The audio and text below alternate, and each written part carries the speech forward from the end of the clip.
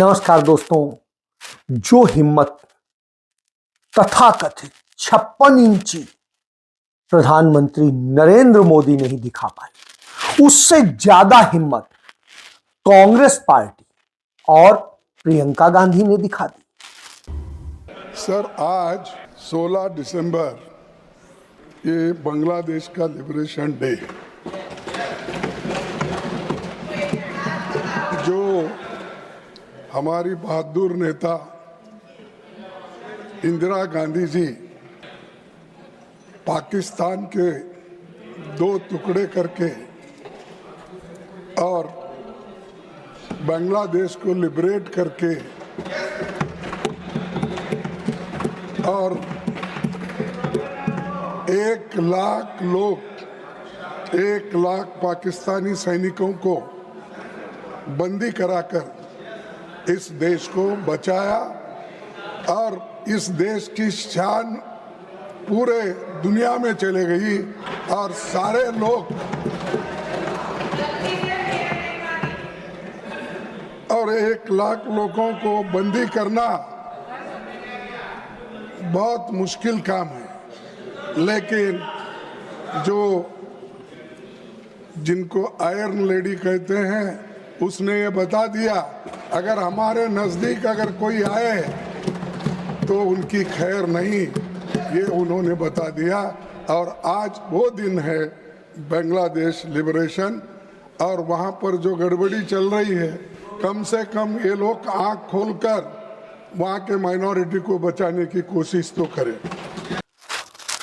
Bharatiya Janata party जो हिम्मत नहीं दिखा पाई, जो हिम्मत देश के रक्षा मंत्री राजनाथ सिंह नहीं दिखा पाए, जो हिम्मत देश के विदेश मंत्री जयशंकर नहीं दिखा पाए, वो हिम्मत प्रियंका गांधी ने दिखा दी, कांग्रेस पार्टी ने दिखा दी। माननीय सदस्य डॉक्टर प्रशांत यादव राव जी, आज हमारे लिए गर्व का दिवस है। आज ही के दिन 16 दिसंबर 1971 को हमने पाकिस्तान पर जीत पाई थी, एक बांग्लादेश का निर्माण किया था।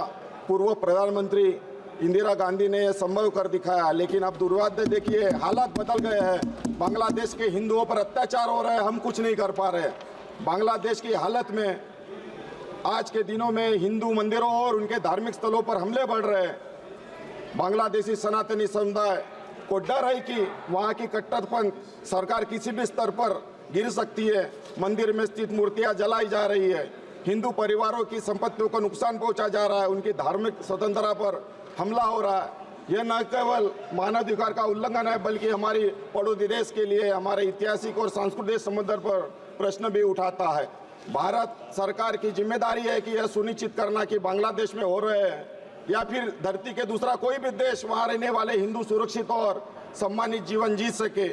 दूसरी ओर पाकिस्तान में जेल में बंद कुलभूषण जाधव का मामला हर भारतीय के लिए चिंता का विषय है। अंतर्राष्ट्रीय न्यायालय के आदेश के बावजूद पाकिस्तान ने उनके प्रति न सिर्फ एक न्याय का उपहास किया है, यह न केवल अंतर्राष्ट्रीय कानून का उल्लंघन है, बल्कि मानवता के खिलाफ अपराध भी है। और बता दिया कि मैं श्रीमती इंदिरा गांधी, शहीद प्रधानमंत्री, आयरन लेडी मां दुर्गा इंदिरा गांधी की पोती हूं। आज संसद में श्रीमती प्रियंका गांधी ने 2 बड़े संदेश दिए। उन्होंने एक तो यह संदेश दिया, वो क्या पहनेंगी, क्या खाएंगी और क्या एक्शन लेंगी, यह उनके अधिकार है, नारी को दबाया नहीं जा सकता है। You want to say something why you're carrying this bag? I've said many times what my beliefs are regarding this. And if you look at my Twitter handle, all my comments are over there. They say that they I believe that parliamentarians can't carry this. Who's going to decide what clothes I wear now? Who's going to decide that? That's typical patriarchy, that you decide what clothes women wear also. Okay, ma'am. I don't subscribe to that. I will wear what I want. जब प्रियंका गांधी संसद भवन में पहुंची तो वो एक झोला लिए हुए थी, जिसमें फिलिस्तीन मुक्ति का संदेश था, जिसमें इजराइल से जो हमले हो रहे हैं और फिलिस्तीन में निर्दोष लोग मारे जा रहे हैं, उस पर बात थी। उनसे जब पूछा गया तो उन्होंने यही जवाब दिया कि ये मेरा हक है, मेरा अख्तियार है कि मैं क्या करना चाहती हूं, क्या संदेश देना चाहती हूं। फिलिस्तीन वही है जिस फिलिस्तीन ने सारे मुस्लिम देशों को धता बताकर भारत का तब साथ दिया था जब अमेरिका सहित तमाम मुस्लिम देश पाकिस्तान के साथ खड़े थे, और यासिर अराफात श्रीमती इंदिरा गांधी के साथ भाई की तरह से खड़े हुए थे। उधर प्रियंका गांधी जब संसद भवन के अंदर यानी अंदर लोकसभा में पहुंची तो लोकसभा में आज उन्होंने सवाल कर दिया कि आखिर इतना कायर क्यों है हमारा प्रधानमंत्री, इतनी कायर क्यों है हमारी सरकार कि बांग्लादेश में हिंदुओं को, अल्पसंख्यकों को, ईसाइयों को, सबको मारा जा रहा है, लगातार उनके साथ अत्याचार हो रहे हैं। बावजूद इसके हमारा न प्रधानमंत्री बोलता है न इस पर कोई सवाल करता है। संक्षिप्त में बोल देती हूँ। पहला मुद्दा ये है कि बांग्लादेश में जो अल्पसंख्यकों के साथ, जो हिंदुओं और ईसाइयों के साथ अत्याचार हो रहा है, उसके खिलाफ इस सरकार को आवाज उठानी चाहिए। बांग्लादेश की सरकार के साथ बातचीत करनी चाहिए और पूरा समर्थन देना चाहिए जिनको माननीय सदस्य श्री वरितो फ्रांसिस जी। हेडक्वार्टर्स में से आज सेना के हेडक्वार्टर्स में से वो तस्वीर उतारी गई है जिसमें पाकिस्तान की सेना आत्मसमर्पण कर रही है हिंदुस्तान भारत की सेना के सामने, और उन्होंने इसको लेकर के खरी खरी सुना दी और उन्होंने उम्मीद की कि सरकार इस पर सख्त बात करेगी। दूसरी तरफ प्रियंका गांधी ने यह भी एक सवाल कर दिया कि आज वही पवित्र दिन है जब श्रीमती इंदिरा गांधी ने अमेरिका के विरोध के बावजूद, दुनिया के विरोध के बावजूद, यूरोप खिलाफ था, अमेरिका खिलाफ था, सारे मुस्लिम कंट्रीज खिलाफ थे, और उन्होंने यही कहते हुए पाकिस्तान को ताकीद किया कि आप हमारे हिंदुओं, हमारे अल्पसंख्यकों पर हमला कर रहे हो और यह हमें बर्दाश्त नहीं है। इसलिए उन्होंने पाकिस्तान के 2 टुकड़े कर दिए और बांग्लादेश नाम से एक सेकुलर देश बना दिया। बहुत खुशी की बात है कि आपको अब याद आया, लेकिन आज विजय दिवस है। आज विजय दिवस है।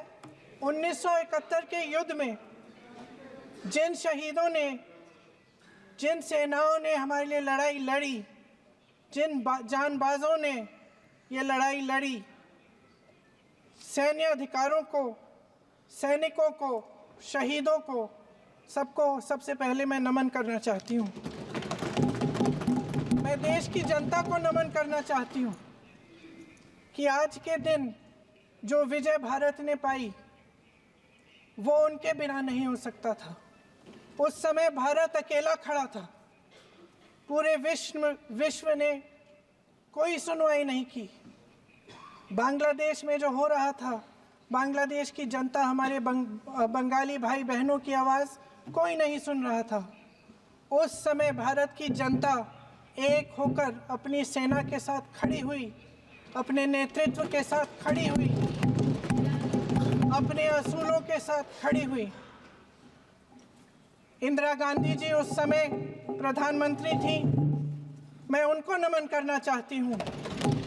इस देश की महान शहीद हैं जिन्होंने कठिन से कठिन परिस्थितियों में साहस दिखाया और एक ऐसा नेतृत्व दिखाया जिससे ये देश विजय हुआ।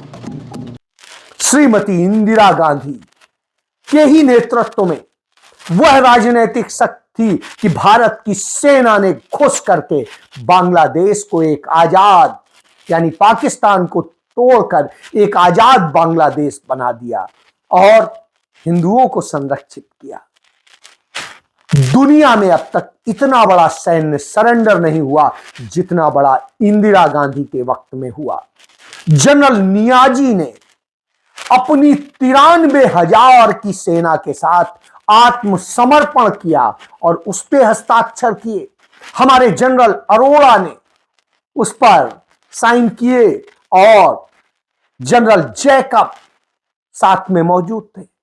वह वक्त था और उस वक्त में श्रीमती इंदिरा गांधी की ताकत थी। जब अमेरिका ने कहा था कि हम 7वां बेड़ा भेज रहे हैं, तो इंदिरा गांधी ने कहा था 7वां नहीं 70वां भेज दो, हम आपसे डरते नहीं। और टुकड़े कर दिए थे पाकिस्तान। उस महान तस्वीर के, उस ऐतिहासिक तस्वीर जो दुनिया में कभी नहीं हुआ था, उस तस्वीर को, दुनिया का भूगोल बदल दिया था, उस तस्वीर को नरेंद्र मोदी की कायर सरकार ने रक्षा मंत्रालय की, डिफेंस की बिल्डिंग से हटा दिया। पेंटिंग में थी पाकिस्तान की हार। क्यों बौखलाई नरेंद्र मोदी सरकार? आज 16 दिसंबर है, विजय दिवस। इंदिरा गांधी जी ने आज ही के दिन 1971 में पाकिस्तान के 2 टुकड़े कर दिए थे। पाकिस्तान के जनरल नियाजी की आत्मसमर्पण पर दस्तखत करती हुई तस्वीर सेना मुख्यालय में लगी हुई थी। आज वहां से वो तस्वीर उतार दी गई। उसकी जगह कर्म क्षेत्र नाम की पेंटिंग ने ले ली है। ये देश के वीर सैनिकों का अपमान है। आखिर क्यों? भारतीय सेना की सबसे बड़ी जीत से नरेंद्र मोदी को चिढ़ क्यों है? बीजेपी सरकार इतनी छोटी मानसिकता क्यों रखती है? जो भारत का अब तक का सबसे बड़ा सम्मान था, सोचिए, इस पर प्रियंका गांधी ने सरकार को घेरा। निश्चित रूप से यह एक बड़ा मुद्दा है। भारतीय जनता पार्टी हिंदुओं की बात करती है, लेकिन हिंदुओं पर हमले होते हैं तो कुछ नहीं कर पाती। लेकिन कांग्रेस पार्टी के लोगों ने प्रियंका गांधी, राहुल गांधी के नेतृत्व में संसद परिसर में प्रदर्शन किया और कहा कि बांग्लादेश में हिंदुओं को बचाइए, न्याय दीजिए। बांग्लादेश के हिंदुओं को न्याय दिलाओ, बांग्लादेश के हिंदुओं को न्याय दिलाओ, केंद्र सरकार अपना इकबाल दिखाओ। देखिए, मैंने वो नोटिस किया था कि मैं विजय दिवस के बारे में बात करना चाहती हूँ, तो उन्होंने कहा कि बात करने देंगे। फिर मुझे एक मैसेज आया कि हम विजय दिवस के विषय पे आप बात नहीं कर सकते, उस पर सरकार बात करेगी। तब तक सरकार को याद नहीं था शायद। फिर शायद उन्होंने निशिकांत दुबे जी को मौका दिया तो उन्होंने कुछ कहा। उसके बाद मैंने बोला 2 मिनट के लिए, और मैं सिर्फ 2 मुद्दे उठा रही थी। एक तो सबसे पहले तो मैं विजय दिवस की याद में जितने भी शहीद सैनिक थे, जितने भी लोग थे जिन्होंने लड़ाई लड़ी, उनको नमन करना चाहती थी, जनता को नमन करना चाहती थी, तो जो दृढ़ होकर सेना के साथ खड़ी रही, नेतृत्व के साथ खड़ी रही। और इंदिरा जी को भी याद करना चाहती थी, जिनकी वजह से जिनके दृढ़ निर्णय लेने की क्षमता, उनके नेतृत्व में ये लड़ाई हम लड़े और जीते। तो इसके साथ साथ मैं 2 चीज़ें कहना चाहती थी। पहला ये कि आज बांग्लादेश में अत्याचार हो रहा है अल्पसंख्यकों के साथ। जो लड़ाई हमने लड़ी थी उस समय, वो किस चीज़ की लड़ाई थी? असूलों की लड़ाई थी। लोकतंत्र का असूल, जिसके ऊपर अत्याचार हो रहा है उसके खिलाफ लड़ने का असूल, मतलब अत्याचार के खिलाफ लड़ने का असूल, ये असूल थे। और यही असूल हैं जिसने भारत को महान बनाया है, और यही असूल हैं जिसके लिए हमारी आज़ादी की लड़ाई लड़ी गई। उसी के लिए हम लड़ रहे थे। उस समय देश अकेला था, किसी ने समर्थन नहीं किया। इंदिरा जी पूरे विश्व में घूमी कि कुछ करिए, रोकिए इस अत्याचार को। कोई खड़ा नहीं हुआ, हमारा देश खड़ा हुआ। इंदिरा जी खड़ी हुई, हमारी सेना खड़ी हुई, हमारी जनता खड़ी हुई। और मैं इस विषय में कहना चाह रही थी कि आज भी बांग्लादेश में आज अत्याचार हो रहा है हिंदुओं के खिलाफ, ईसाइयों के खिलाफ, अल्पसंख्यकों के खिलाफ। मैं सिर्फ ये कहना चाह रही थी कि हमारी सरकार आवाज़ उठाए, बांग्लादेश की सरकार से बात करे और उनको सुरक्षित रखने का काम करे। सबसे पहला मुद्दा ये था।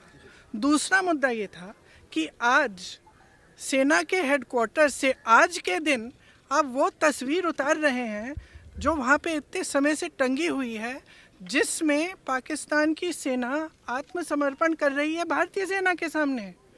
और वहाँ उस तस्वीर में field marshal Manekshaw, general Arora, brigadier के एस चंद्रपुर जी हैं। उनका अपमान आज मतलब अब ये सब चीजें देखिए, बार बार हम कहते हैं ये देश का मुद्दा है, देश की के गर्व की बात है, तो इसमें आप राजनीति क्यों कर रहे हैं? और हमारी मांग है कि वो तस्वीर वापस टांगी जाए उधर। इतिहास क्यों बदलना चाहते हैं? अब ये देखिए, इनका काम है, इतिहास बदलना है, इतिहास मिटाना है। सोचिए क्यों नरेंद्र मोदी इतना डर रहे हैं? क्योंकि अदानी अंबानी की यह सरकार है, उनके इंटरेस्ट हैं, और यहां वो बनिया की दुकान चलाते हैं, और जब दुकान चलाएंगे तो हाथ जोड़े हुए मिलेंगे, क्योंकि उनके मालिक अंबानी का धंधा वहां है।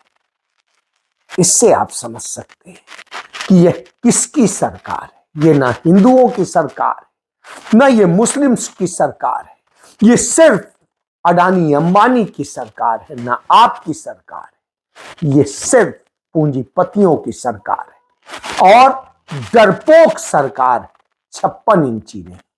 यह समझना होगा। जय